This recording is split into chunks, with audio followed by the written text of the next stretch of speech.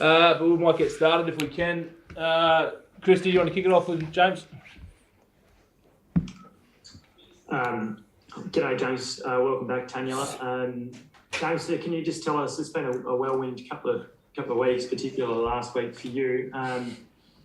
Dave said last Thursday that perhaps the sharpness wasn't quite back in your game yet after a bit of injury issues throughout Super. Do you feel like that sharpness is now back? Yeah, for sure. I think I was coming off an injury at the end of Super Rugby.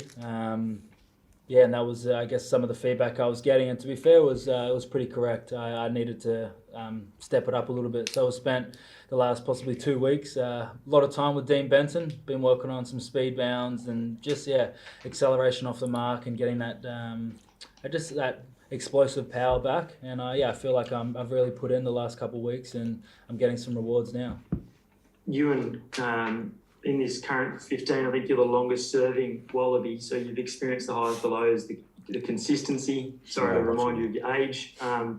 But consistency's always been an issue with the Wallabies for the last 15, 20 years. How do you make sure you back up last week's great performance, which was character-filled, but how do you back it up this week? Well, I think it first starts individually. If we get our own roles right, then as a collective, it puts us in a lot better stead. And we've spoken about that. We know England are going to come with a lot of emotion and they're going to step their game up. So for us, it's about weathering it and then us putting in the performance that we're proud of. We did really well with, the conditions we had, but we've got a lot more in us as well. So from our point of view, we want to take our game to the next level and put on a great spectacle for all the supporters. And Hunter coming in as well. Changes to that back line, but you've obviously been jumping in and out. Is it easy to kind of get those combinations happening pretty quickly? Well, it does take time to build combinations, but the great thing is the first 2 weeks we were in camp, there was no starting team, there was no bench. We were all mingling in together and developing our game, picking it up from last year and building those combinations. I'm really excited to see how Samu and Hunter go together. You know, they're both damaging ball carriers and they can both hit and D, so it's going to be exciting, that's for sure. James, being on the field actually at the end of the test last week rather than being in the stands watching it, what extra kick you get out of being on the field when the test was won? And can you talk us through whether you at any stage thought you might be wearing a button-up shirt and long pants onto the field? Well, I was wearing a button-up and long pants on the field, about to walk into the stand and have a meat pie. So caught Webby's eye on the way up to the... Sorry about that, guys. Nella just... he ate all the pies, so there wasn't any left. I was literally about to walk in the stands and caught Webby's eye and he said, look, you might be in. So it was a quick transition into the sheds and out warming up. I think prep's going to be a lot better now that I've actually been in the team and we'll get a full warm-up. So I guess that's already a bonus. Thanks, mate. James, what is your role now? What do you have to bring on Saturday? Finish the game well. So whether that's we're in front and it needs a level head to guide the team around the park, if I come on at 10 or 15 or in the centres, we're not sure yet. You know, anything can happen. But you know, if we're ahead, guide the team to a victory, and if we're behind, really bring that intensity and help the finishers finish strong. I was really proud of the result that the guys who came off the bench did last week. You know, I feel like we added a lot. They added a lot. I was only on for about a minute or a minute and a half. That's my role, is to come on and make an impact, whether it's to finish the game or whether it's to add something and spark something. Last couple with James. Sorry to rush him out, guys.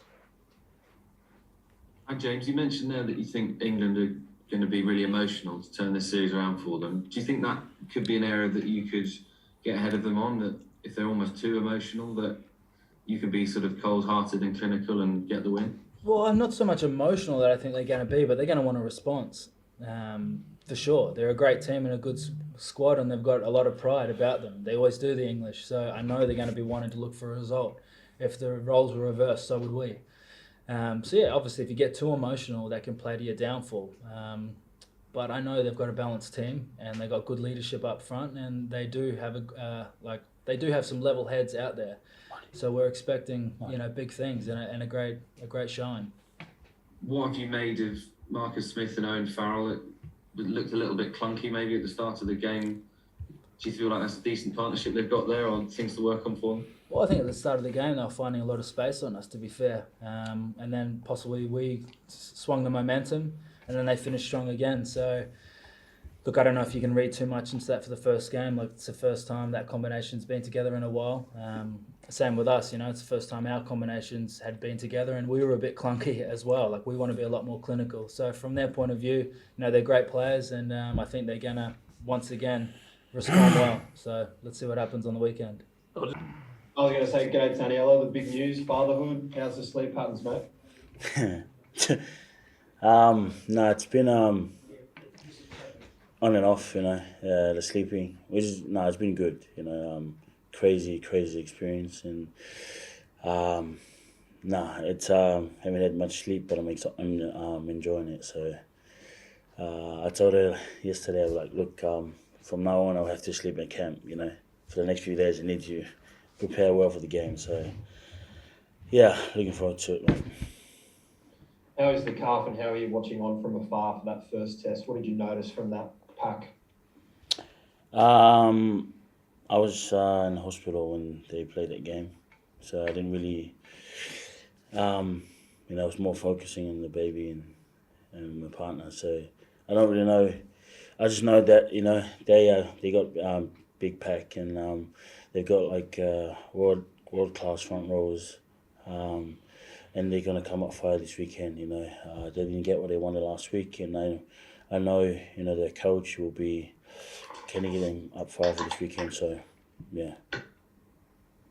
Taniela, there was a lot of niggle. Johnny Hill was getting stuck into Darcy Swain. What would have happened if he'd done that to you, and will you look to enforce that back? I don't know. Who knows? I might, throw something, or maybe not. But I'd probably stay out of it because I don't have a good history of with cards, so I don't want to see another card. And I've been off the game for a few weeks now, so I can't afford to stay out of it. And we don't have that many targets too, so I'll try to be smart. Hey, Taniela, congratulations on fatherhood. Can you tell what day exactly was it that your child arrived? Last Friday, 1st. And what's your child's name, if you don't mind us asking? Nella. There you go. there you go. Has it been a frustrating couple of months sitting on the sidelines, or do you think that it could be beneficial long term for you because you've played so many minutes in recent years? Tell you what, probably unfair to say this, but I've actually enjoyed this last few weeks being off, not playing. Would have loved to play last week and play the last few games for the Reds, but I did not miss it one bit. I enjoyed being off the field. I enjoyed just not being have to get ready to play. I think I've played a lot of games in the last few years I didn't want to. I'm ready to play now, but when I wasn't already, when I was injured, I was like, nah, I'm not. I don't miss it, and I don't want to come back and play anytime soon. So, but I've done a lot of work, and with some of the guys, and I'm in a good space now, and I think I'm ready to get out there and have a bit of fun. The best thing for your career, perhaps. 100%. I don't think. I think that. I don't know how to put it into words, but I think being injured, that was the best thing that happened to me, mentally and physically. And I think I was ready for something different, and that happened. And I was staying away from footy, spent a bit of time with my missus and the family, and now I'm ready to play again.